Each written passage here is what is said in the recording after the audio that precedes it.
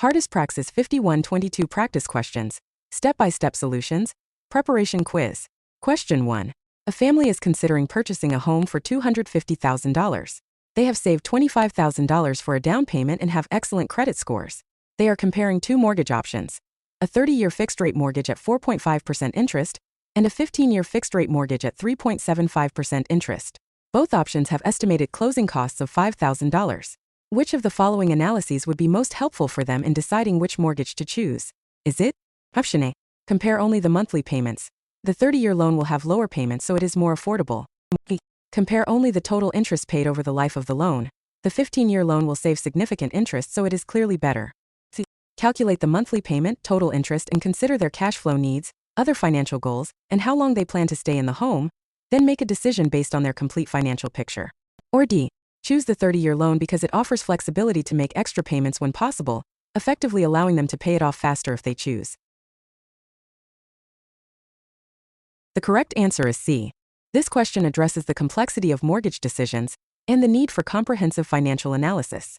The choice between a 30-year and 15-year mortgage involves trade-offs. The 30-year loan has lower monthly payments but higher total interest. The 15-year loan builds equity faster and saves interest but has higher monthly payments, potentially straining cash flow. Option A only looks at monthly payments, ignoring long-term cost. Option B only looks at total interest, ignoring cash flow and other needs. Option C correctly considers multiple factors: monthly payment affordability, total interest cost, the family's cash flow needs, other financial goals, retirement, education savings, emergency fund, and how long they plan to stay in the home. If they move in 5 years, the interest savings of the 15-year loan are minimal. Option D presents a strategy that works for some, but it requires discipline and doesn't address the initial decision. The best approach is a comprehensive analysis that considers all relevant factors and personal circumstances. Remember, we can take your Praxis 5122 exam for you remotely and undetected with 155 score guaranteed. Message us via the number in the bio. Question 2. A family and consumer sciences teacher is leading a discussion on cultural diversity in family structures. A student shares that they live with their grandparents, aunt, uncle, and cousins in addition to their parents and siblings. Another student says that their family consists of 2 mothers and 1 child adopted from China. A third student lives with their single father and has no contact with their mother. Which of the following responses by the teacher would be most appropriate in fostering an inclusive classroom environment? Is it? Option A. Explain that the traditional nuclear family is still the most common and stable family structure, and these other arrangements are exceptions. B. Acknowledge that families come in many different forms, and all of these are valid family structures that can provide love and support for their members. C. Ask each student to explain why their family is different from the traditional model, so the class can understand various family situations. Or D. Suggest that the class focus on the traditional family structure since it is what most textbooks cover. The correct answer is B. This question addresses cultural competence and inclusivity in the classroom.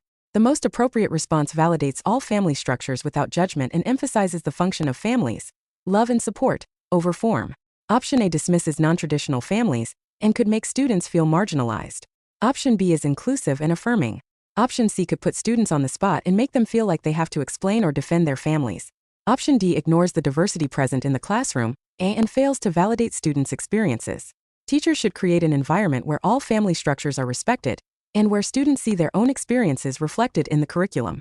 This supports positive self-concept and respect for diversity. Question 3. A high school student is preparing to move into a college dormitory. Their parents have offered to help with expenses, but want the student to create a budget. The student will have a meal plan covering most meals but will need to pay for snacks, toiletries, laundry, entertainment, and personal expenses. The parents will provide $300 per month for these expenses. The student estimates spending $80 on snacks and coffee, $30 on toiletries, $20 on laundry, $100 on entertainment, and $50 on miscellaneous items, for a total of $280. Which of the following budgeting strategies would be most effective for the student to avoid overspending? Is it? Option A. Use a debit card for all purchases and check the online balance weekly to ensure they haven't overspent. B. Withdraw $280 in cash at the beginning of the month and use the envelope system, putting cash for each category in separate envelopes and only spending from those envelopes. C. Keep track of expenses mentally and try to stay under the $300 limit. Or D. Use a credit card for all purchases to earn rewards and pay it off at the end of the month. The correct answer is B. This question tests knowledge of budgeting techniques, particularly for someone learning to manage money. The envelope system is highly effective for controlling spending, especially for variable expenses.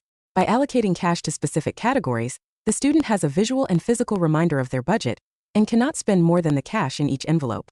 Option A, using a debit card and checking online, is less effective because it's easier to overspend when using plastic, and checking weekly may be too infrequent to catch problems. Option C, mental tracking, is unreliable and prone to errors. Option D, using a credit card, requires discipline to pay in full and track spending. For a new budgeter, this is riskier. The envelope system is a classic recommendation for those learning to budget because it provides immediate feedback and prevents overspending.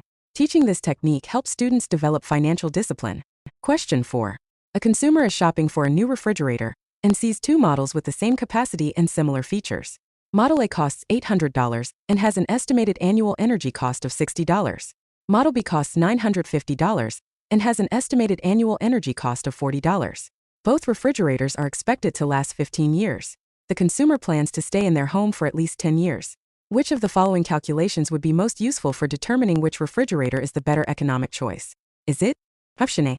Compare only the purchase prices. Model A is cheaper, so it is the better buy. B. Compare only the energy costs. Model B saves $20 per year, so it is better. C. Calculate the total cost of ownership over 10 years, including purchase price and energy costs, to see which model costs less over the period they will use it. Or D. Choose Model B because it is more energy efficient and better for the environment, regardless of cost. The correct answer is C. This question tests the concept of total cost of ownership and life cycle costing. The better economic choice considers both upfront cost and operating costs over the expected ownership period. For 10 years, model A total cost equals $800 plus 10A $60 equals $800 plus $600 equals $1,400. Model B total cost equals $950 plus 10A $40 equals $950 plus $400 equals $1,350. Model B saves $50 over 10 years despite the higher upfront cost. If they stay the full 15 years, savings are greater. Option A ignores operating costs. Option B ignores the price difference. Option C correctly calculates total cost of ownership. Option D considers environmental factors, which may be valid but the question asks for economic choice. This illustrates why considering only purchase price can be misleading, and why energy-efficient appliances can be economical over time despite higher initial cost. Question 5. A pregnant woman in her first trimester is experiencing severe morning sickness with frequent vomiting. She is concerned about her nutritional status and the health of her developing baby. Which of the following nutrients is most critical for her to maintain adequate intake of during this period, and why? Is it? Option A. Iron, because fetal blood development requires large amounts of iron, and vomiting can deplete iron stores. B. Calcium, because fetal skeletal development begins early and calcium is leached from maternal bones if intake is insufficient. C. Folate, because it is essential for neural tube development in the first trimester, and inadequate intake can lead to serious birth defects. Or D. Vitamin C, because it supports immune function and helps absorb iron, and vomiting reduces overall nutrient absorption. The correct answer is C. This question tests knowledge of prenatal nutrition and critical periods in fetal development. Folate, folic acid, is crucial in the first trimester because the neural tube, which becomes the brain and spinal cord, closes by day 28 of pregnancy, often before a woman knows she is pregnant. Folate deficiency during this period can cause neural tube defects such as spina bifida and anencephaly. While iron, calcium, and vitamin C are all important, folate's role in preventing major birth defects makes it the most critical nutrient during the first trimester. Option A, iron, becomes more critical later in pregnancy as fetal blood volume expands. Option B, calcium, is important but fetal skeletal mineralization occurs mainly in the third trimester. Option C correctly identifies folate and its role. Option D, vitamin C, supports health but deficiencies don't cause structural birth defects. This highlights the importance of adequate folate intake before and during early pregnancy, which is why supplementation is recommended for all women of childbearing age. How many did you score out of 5? Let us know in the comments below. Also, tell us which exam we should cover next. If you found this video helpful, please like, share, and subscribe for more.